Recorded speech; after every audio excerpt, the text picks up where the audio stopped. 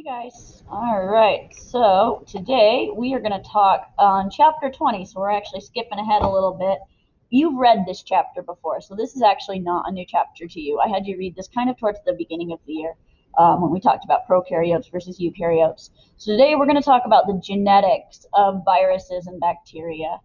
So pictured right here, you have an E. coli cell. So this is a little bacteria, and it's actually being attacked by viruses. So these viruses are trying to inject their genetic material and tell the bacteria to start making more virus for it. So that's kind of what we're going to talk about is the genetics, the DNA.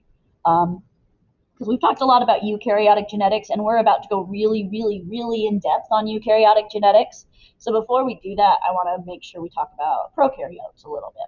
So a little bit of a size comparison. Viruses are very, very tiny.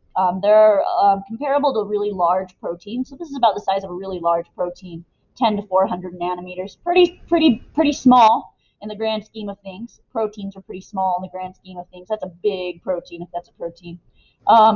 They can be crystallized and stored. They're not living things, okay? And then you've got your bacteria here. There's your bacteria cell. It's about one-tenth the size of a typical eukaryotic cell. So it's actually sitting on an animal cell, okay, for size comparison. So these are pretty tiny little guys that we're talking about. We've talked about them this year, but not as much as we should. So a little bit of a review about virus structure. Remember that all viruses have two things, okay? They all have a nucleic acid, a DNA or an RNA that codes for virus proteins, DNA to RNA to protein with viruses too, for the most part. Oh boy. And then they need a protein container or a protein coat is what we sometimes call it. I don't know why I'm writing in yellow, sorry. A protein container or a protein coat to contain that with. So in these two viruses, here's an animal cell virus and here's a bacteriophage, which is a bacterial virus. Here's the protein coat, also called the capsid, okay, container, and then here's some DNA sitting in there. That'll tell an animal cell to start making this virus. Bacteriophage looks more cool for some reason. They always look cooler. Here's the capsid, the protein coat, and then here's the DNA. There could also be RNA in there. It just depends on the virus, okay? So that capsid, that protein coat, it has all kinds of shapes and sizes. You'll see all kinds of different shapes of viruses. And you could have glycoproteins that sit on the protein coat to help the virus recognize the host to be like, oh, yep, I'm touching the guy I need to infect. Okay, so I mean, we saw a bacteriophage. Here's a virus, pretty crazy. They're all kinds of shapes. Some viruses will have a membrane envelope. So here's those glycoproteins. Okay, some viruses will have a membrane envelope, but that's not required. You don't have to. When they do, it's made of the phospholipids and proteins, and they tend to steal that membrane from us, from our cells. So when their viruses decide to pop out of here, they'll take our membrane with them, some of them, okay? And this helps them attach to our cells and everything like that. So this is interesting. It says glycoproteins present. If there's glycoprotein, and glycoproteins are proteins that contain polysaccharide chains or glycans that covalently attach to polypeptide side chains. And you're like, it's just saying these glycoproteins are these little polysaccharide chains that attach to covalently to these polypeptides, to these proteins. Okay, I want to talk a little bit about the nucleic acid that you can find in a virus because we haven't really talked. So this is all the different kinds of protein coats, right, that we've looked at. But the nucleic acid could be a DNA or an RNA. It depends on the virus. And interestingly enough, the DNA or the RNA could be single-stranded or double-stranded, which is really weird, okay? And then they're all contained within a protein coat. And sometimes they have membranes, sometimes they have glycoproteins, not all the time. Okay, and so we're going to really dive in here.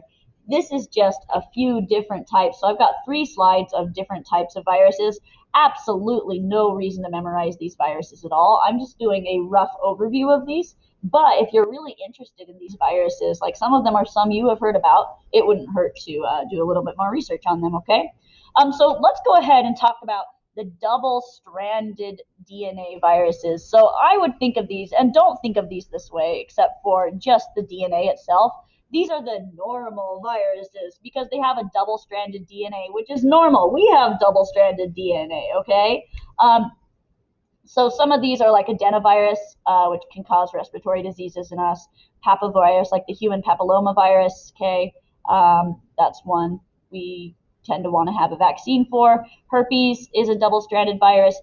Smallpox, cowpox, okay? Those are your double-stranded DNA viruses. So those are your normal DNAs. Some of your viruses, though, are going to have a single strand of DNA. Parvovirus is an example of a single-stranded DNA, which is weird, right? Because we know that DNA likes to be double-stranded. So a single-stranded DNA is really strange. Parvovirus is a single-stranded DNA virus. For us, it's a mild rash. Parvo kills dogs and cats. So parvo is actually a really dangerous virus for your animals to get. Okay, now here's another weirdo, a double-stranded RNA. Remember, most of the time RNA is single-stranded. This is a double-stranded RNA, which is really weird. So your reoviruses, which is your Colorado tick fever, your rotavirus, which causes huge diarrhea, that is a double-stranded RNA. So with this one, the ones previous, they had to go DNA to RNA to protein, right? Well, this guy, he just has to go RNA to protein. That's all they have to do. I guess I could put right RNA. So it's like a little bit faster for this guy to transcribe, right?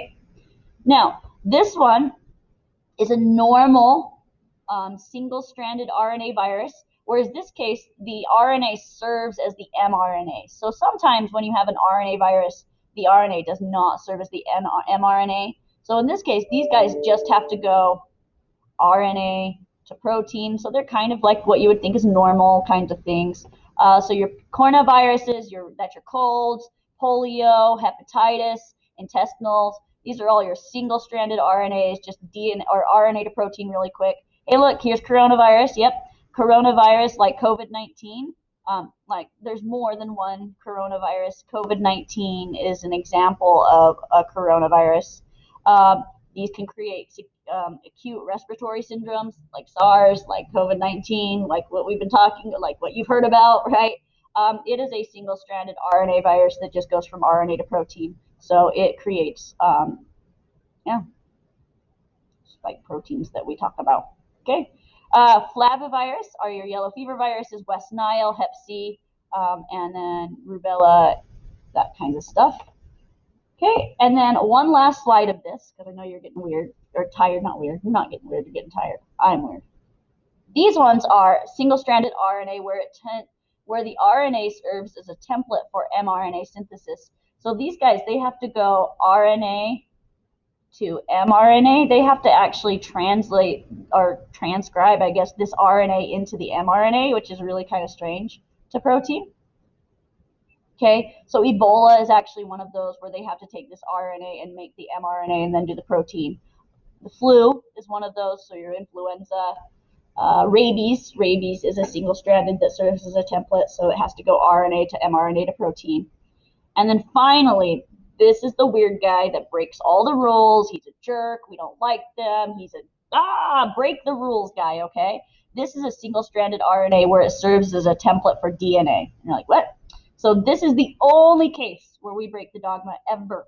We're going to break the dogma, though, and we're going to go RNA to DNA. That's wrong! Okay, to RNA, this time the mRNA to protein.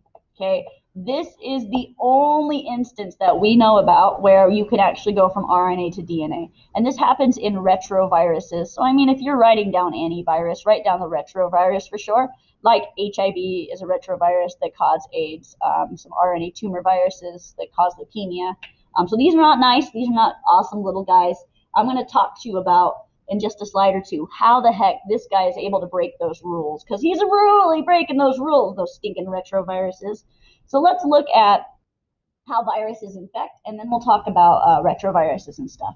So something really important is that viruses, one of the reasons why we consider them not alive is because they cannot reproduce on their own. That is one of the characteristics of life, is being able to reproduce. And viruses, they do reproduce, but they can't do it on themselves, by themselves. They have to hijack the host cell to use it to make new viruses. So this virus has to hijack the host cell to cause it to make new viruses. So what they do is they inject their genetic information, their nucleic acid, either a DNA or an RNA, and then it goes RNA to protein, and we make viral proteins, okay? And then we go ahead and release those viruses, or the viruses explode out and kill the cell, okay? So let's talk about these different cycles, and you are going to need to know the different viral cycles, so here we go.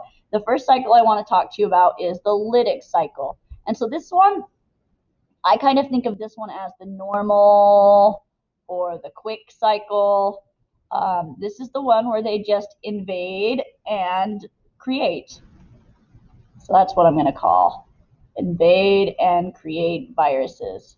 So this guy, this virus, this is a bacteriophage sitting on a bacteria, injects its genetic material. The genetic material tells the bacteria that it should be making virus, because that's how DNA works. So it starts making virus, and the virus gets assembled, and then eventually it ruptures the cell, and they go on to infect more cells. That's the lytic cycle. Everybody say lytic. Lytic. Okay, that's the normal cycle. It's the quick cycle. It's the cycle we're all pretty dang familiar with. Another cycle, though, of viral replication is the lysogenic cycle. Everybody please say the lysogenic cycle. I like to call this the sit and wait virus, because they're going to hold off for a minute and they're going to wait. So the virus DNA actually gets inserted into the host DNA, which is weird, okay? That is a strange thing. It does not immediately produce new virus. It waits for environmental factors to trigger the lytic phase. So it kind of like sits and waits for the perfect environment, and then when the environment is just perfect, that's when it starts making new virus. So here we are, this guy injects his genetic material, and instead of just going right into making new virus, sometimes the virus DNA can integrate with the host DNA. So this is where we enter that lysogenic cycle. And it's just going to wait. That DNA sits there, and it gets copied as part of S phase. And so it's actually creating new bacteria with the viral DNA. Okay, so new bacteria with the viral DNA. So every single baby virus or baby bacteria that this bacteria makes will have the viral DNA in there. And then when the environment is just correct or some other factors, it could trigger the lytic cycle. And this DNA sitting inside of all these bacteria and all of their babies, crazy, right? Can sit and all of a sudden start making more viruses and explode. And this can even happen to a cell that wasn't originally invaded, because it just happens to be the offspring of these cells. So the lysogenic cycle is kind of interesting and a little bit harsh. Okay, so a question to review. Viruses can vary with respect to each of the following characteristics except.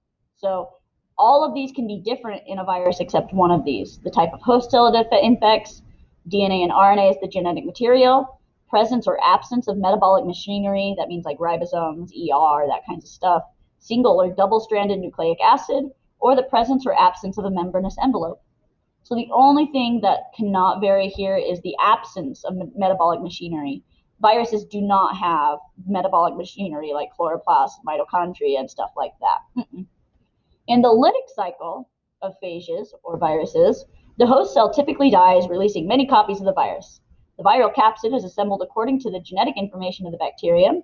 The DNA replication is not a part of the life cycle, and phage DNA is incorporated into the host cell's genome. So what we have here is, one being correct is A.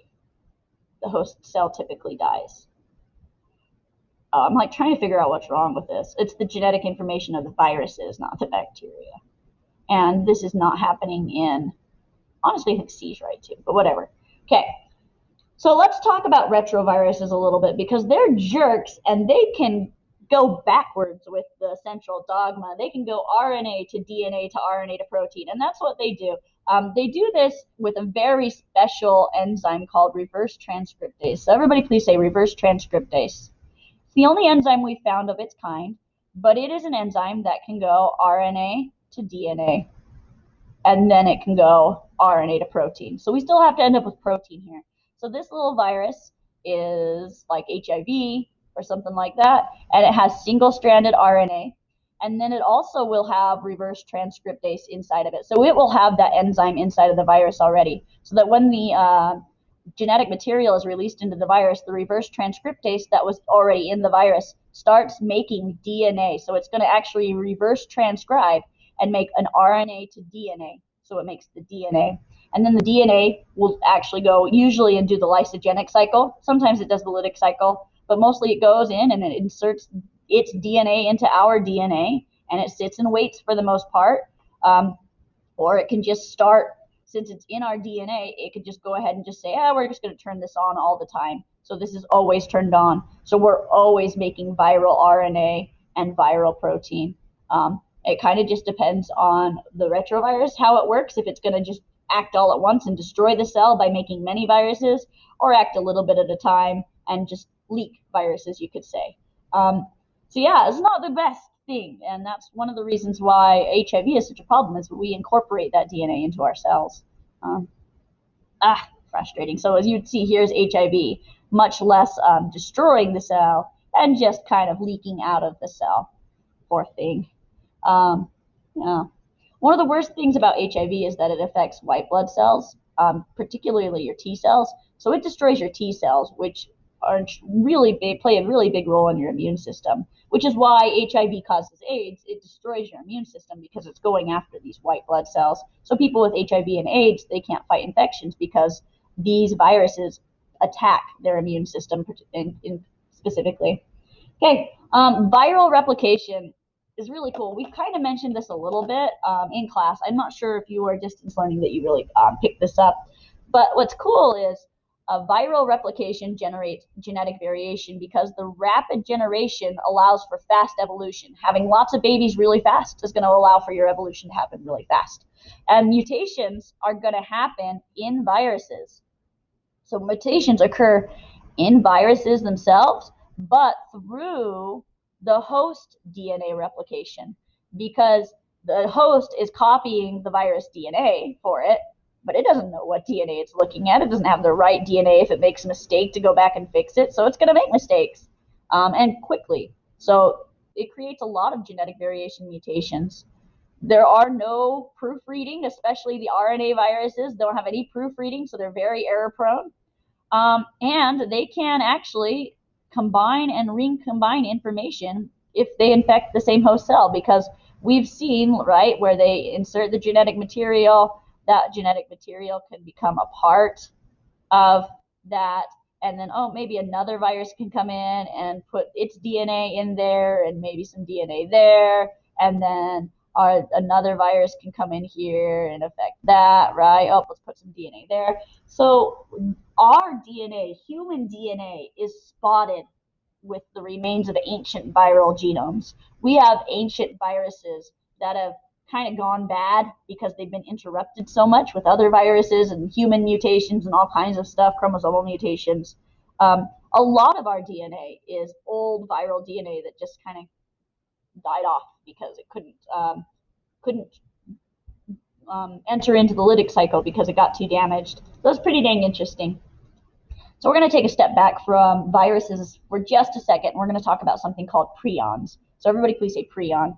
A prion is also not alive. A prion is just an infectious protein that has been misfolded, okay? Sometimes misfolded proteins can induce other proteins to misfold. And you can see how this could get really bad.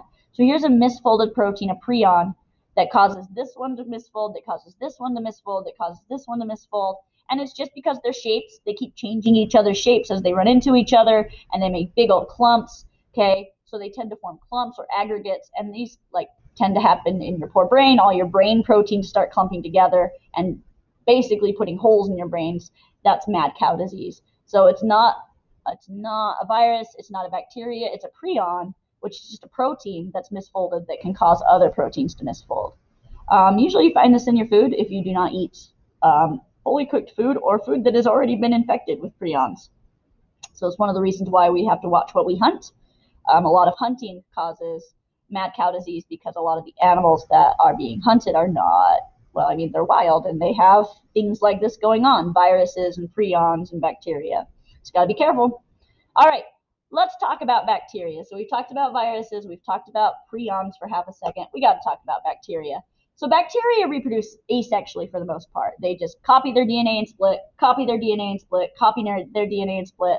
So bacteria, they don't have a lot of way of mixing their genetics and creating new genes. So we are going to talk about ways that bacteria can mix up their genes and acquire genes from other bacteria cells, because it can happen. So that's one of the first things we probably want to know is bacteria can acquire genes from other bacteria. They can just get it. And one of our first proofs of this was this experiment where we have this mutant strain that is antibiotic resistant to whatever this antibiotic is, okay? And it is not resistant to that one, okay? So if I grow, this is this is an antibiotic plate, so it will have enter, I don't even know what I'm looking at really quick. Yeah, okay, so this is an antibiotic. Oh, I know what's going on. Okay, sorry, I was thinking antibiotics, but these are amino acids, arginine and tryptophan. So here is this guy. Oh my gosh, I can't believe I got so confused.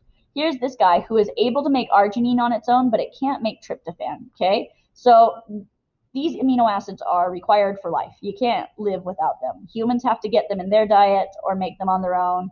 Bacteria have to either make them on their own or get them from their diet. So these bacteria, they're able to make arginine on their own, but they can't make tryptophan on their own. And so if you plate them on this, they're not going to grow because, yeah, they can make arginine, but they can't make tryptophan. So these bacteria are going to die. These bacteria are the opposite. They can't make arginine, but they can make tryptophan. But still, they can't grow on their own because they can't make arginine. But it turns out if you mix them, you'll start to get colonies to grow. So they'll start mixing their DNA somehow so that some of them can make arginine and tryptophan and they can live. It's awesome. So the conclusion of that was the bacteria somehow transferred their genes, okay? So here are 3 ways, and we're going to talk about those all separately, so you don't have to write them down yet. But 3 ways that bacteria can acquire new genes is through transformation, transduction, and conjugation. So the first one is transformation, and we're actually, our next big lab, which is just in a couple of weeks, it's my favorite lab, is going to be a transformation lab where we mess with the DNA of these guys and actually add DNA to the bacteria. So we're going to actually make glow-in-the-dark bacteria with the same gene here, the same protein that's making this cute little mouse baby glow. So we're going to do that with bacteria, and our bacteria are going to look like this. So we're going to try and add DNA to the bacteria that makes them glow. So this is called transformation. Okay, transformation is just the uptake of DNA from the environment. So when things die, when bacteria die, when other cells die, they kind of just leave their pieces out. They explode and they leave their pieces out. So there could be mitochondria and stuff just wandering around. Okay, it happens. Well, sometimes cells go, oh, look at this, and it just eats that stuff and sees what happens and says, oh, I'm not going to use that, but I am going to use you. You are a useful gene, so I'm going to incorporate you. So that cell has been transformed because it incorporated a gene from the environment. So what we're going to do is we're going to throw out some genes, and we're going to hope that some of these bacteria take those genes in and eventually glow. And that's going to be really fun. I love that lab. So that's transformation. Transduction is kind of something that we've been chatting about for a little bit. Transduction is where viruses or phages carry bacterial genes from one host to another. So that one's really interesting, where the bacteria can, or the virus can infect the host cell, and the host DNA gets all fragmented and everything gets all fragmented. There's just some issues because we're trying to put DNA in there and stuff, okay? And somehow you end up getting some host DNA, so some bacteria DNA inside of a virus, right? So this virus is not carrying virus DNA to the other cells, it's carrying other bacteria DNA to the other cells. So that cell can infect another cell, okay? Oh, there he is. Infect another cell and give him a trait that he did not used to have. So that's pretty neat. That one's transduction.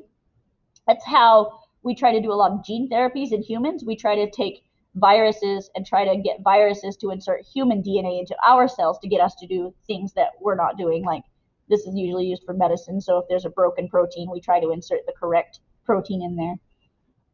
Yeah, so it's pretty neat. And the last form of bacterial gene exchange is conjugation. And yeah, we sometimes call this bacteria sex. Okay, so conjugation is where the plasmid exchange DNA, or so a plasmid, sorry, is exchanged through a sex pili. So plasmids, this is something we need to know. Everybody please say plasmid. Plasmid. Those are small circles of DNA that you can find in bacteria that are in addition to their main DNA. So this is a bacteria, and this is its main DNA. Okay, this is its main chromosome.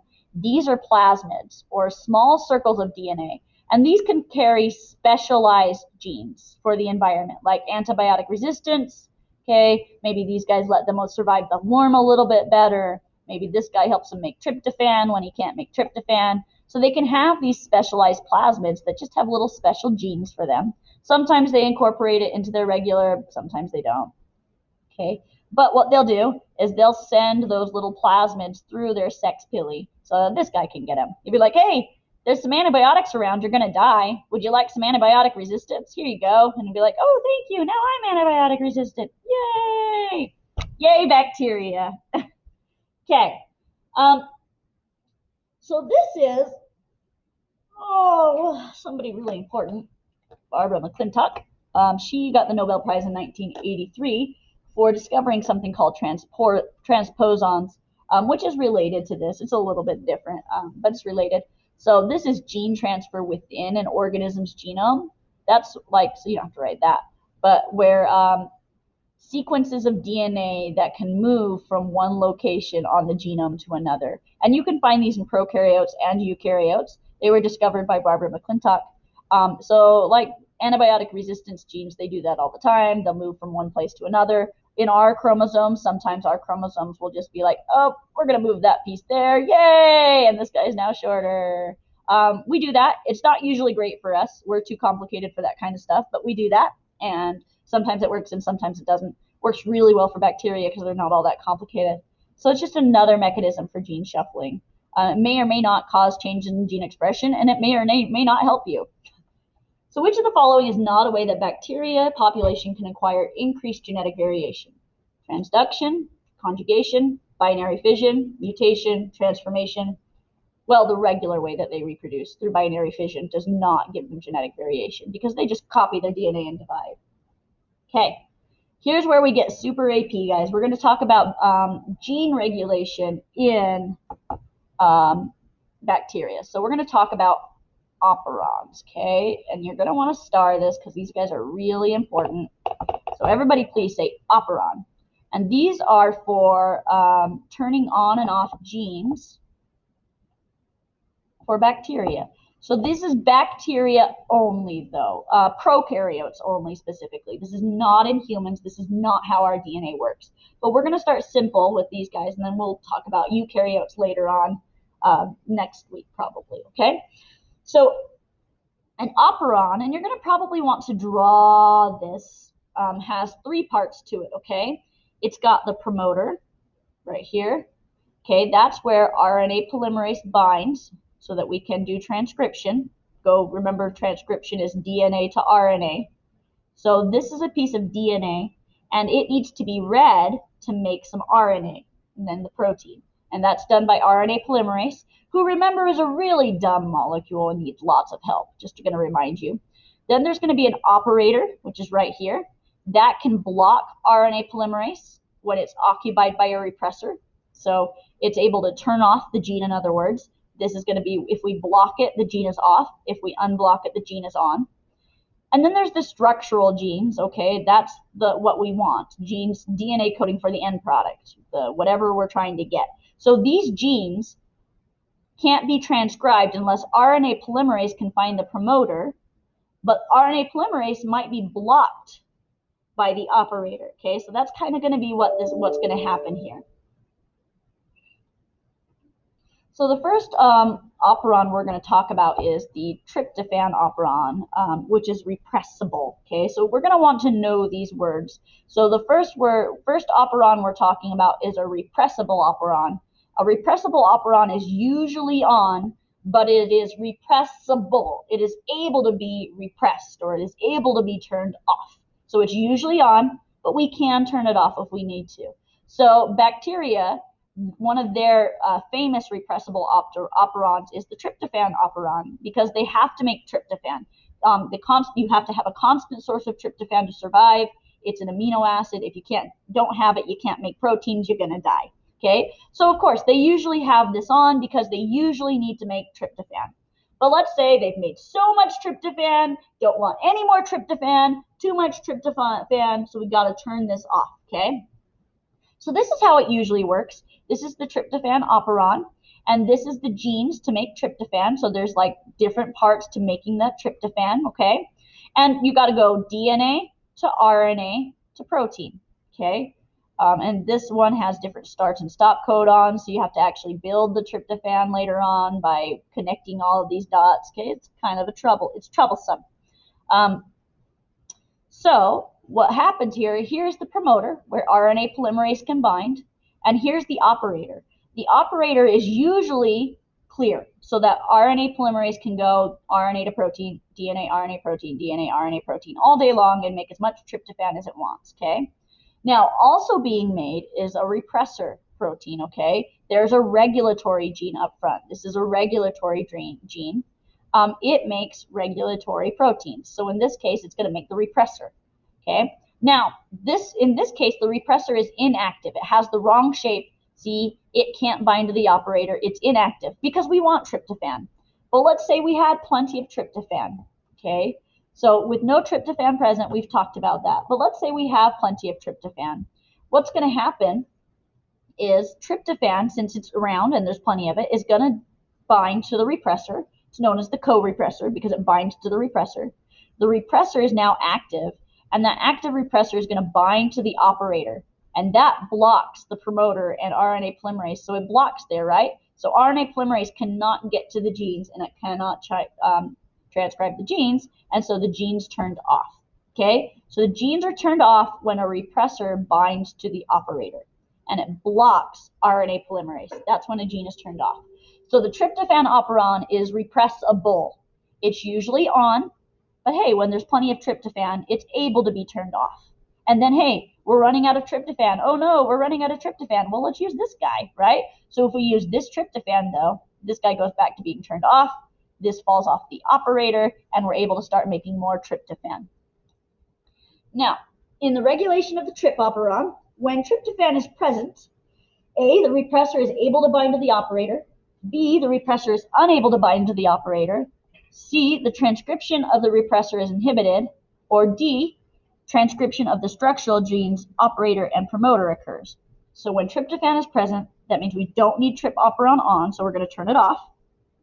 And so that's when the repressor binds to the operator to turn that gene off.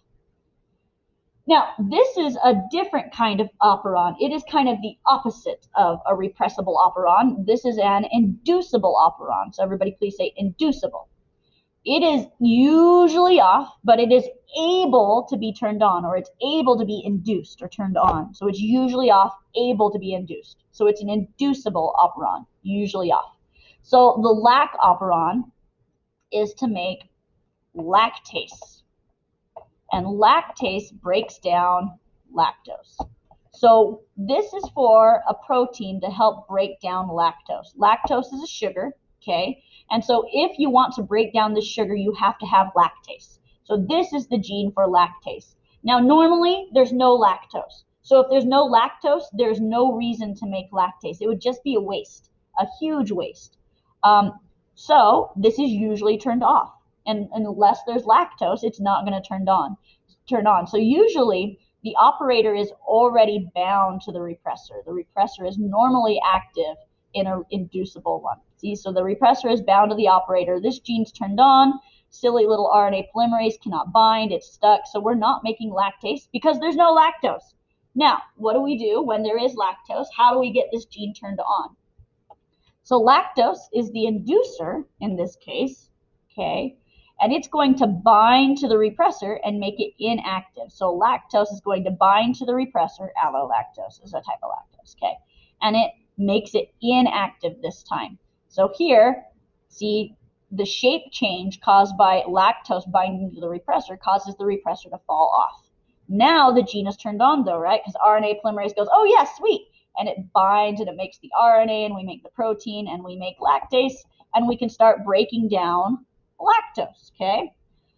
So the gene is turned on when lactose is around, but let's say we run out of lactose, right? Because lactase is going to start breaking down lactose, Eventually, lactase is going to break down that lactose. It's going to cause this to change shape again and join onto the repressor. And so when we're all out of lactose, we turn the gene off again. So that is an inducible operon. So this actually is much more complicated than I really want to get into very much. But the lac operon actually has another twist to the story. It turns out bacteria don't like using lactose because you can't get as much energy off of lactose than glucose. So it's actually only going to turn this on if there's lactose and no glucose, because they would rather use glucose, okay? So it turns out there's another chemical involved here to help, and you don't have to write any of this is all extra, but to help turn this gene on. So CAMP, that's this guy, is going to be high when glucose is low. So CAMP is actually an activator that's going to bind to the promoter to help RNA polymerase. Okay, so see him bind to RNA polymerase. He's so dumb. He needs so much help.